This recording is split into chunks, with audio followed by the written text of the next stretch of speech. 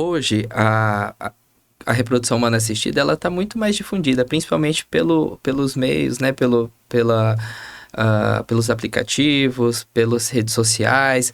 Então, graças a Deus, os casais já estão muito mais conscientes em relação... Acho que estão estudando bastante, né? Eles já chegam bem estudados no nosso consultório. Antigamente, falava-se menos sobre isso. Então, a gente via que muitos pacientes perdiam tempo de procura, né? Mas, basicamente, é o seguinte... historicamente, nós temos uma ideia de que engravidar é fácil. E passamos muito tempo da nossa vida tentando não engravidar. Então, a gente tem aquela mentalidade assim... Bom, tô no período fértil, vou ter uma relação... Batata, vou engravidar com certeza, né? Exatamente. Mas não é bem assim. Nós somos muito complexos na natureza. As nossas chances gestacionais não são tão altas quanto a gente pensa, né? Então, para pacientes com menos de 35 anos, tendo relações exatamente no período fértil, sem que eu tenha fator masculino de dificuldade, sem que eu tenha fator feminino de dificuldade, a gente chega ali numa média de 15% de chance por mês. Só que se a gente avaliar de forma acumulativa, né? Tô tentando esse mês, o outro, ao longo de um ano, 85 a 90% dos casais engravidam.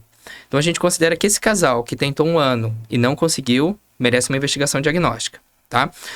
Pacientes que têm mais de 35 anos ou já têm algum diagnóstico prévio que pode atrapalhar, né? Do tipo, olha, eu já sei que eu tenho síndrome do ovário micropolicístico, já avaliei, tenho endometriose, meu marido fez uma análise seminal e tinha alterações.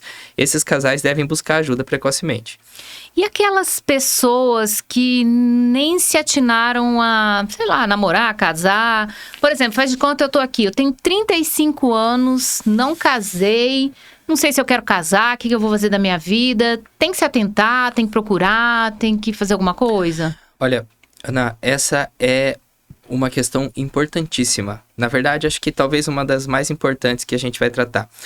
Cada vez mais a mulher tem buscado condições ideais, né? Às vezes ela não tem dificuldade para ter filhos, mas ela quer ter filhos quando ela estiver estabilizada financeiramente, tiver com a pessoa que ela ama, adequado os pais para o filho, e tá difícil hoje no mercado isso, né?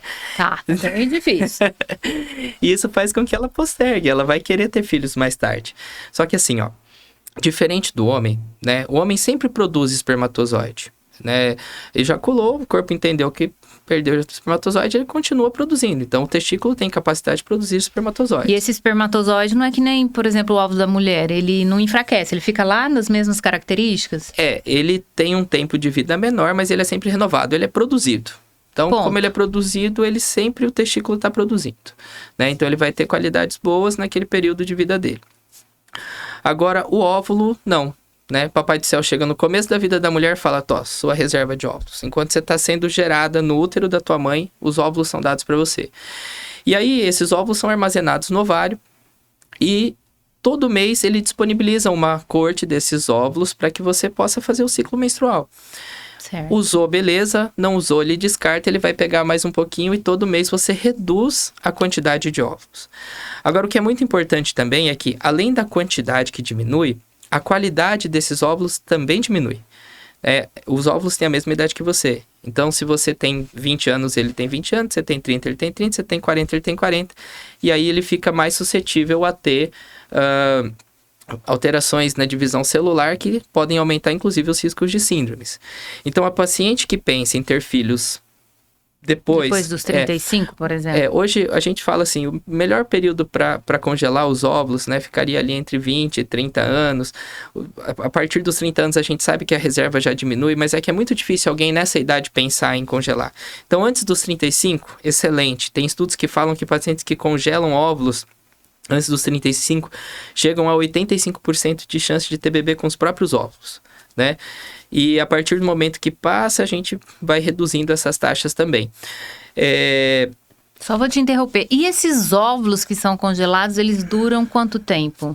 Pode ficar o tempo lá que for necessário. Entendi. Então, se ela congelou com 30 anos, mas ela fez a fertilização aos 40 anos, as chances de engravidar são as mesmas de quando ela congelou, que era 30 anos. Beleza. Né? Agora, se ela deixasse para fazer... Então, vamos botar em estatística, né? Paciente que fez a FIV com óvulos de 30 anos, chega a 60%, 65% de chance de engravidar por transferência de embrião. Mas quando ela faz com 40 anos, ela fica em média de 10 a 15% de chance por transferência de embrião. Ou seja, é muita vantagem. Muita vantagem, né?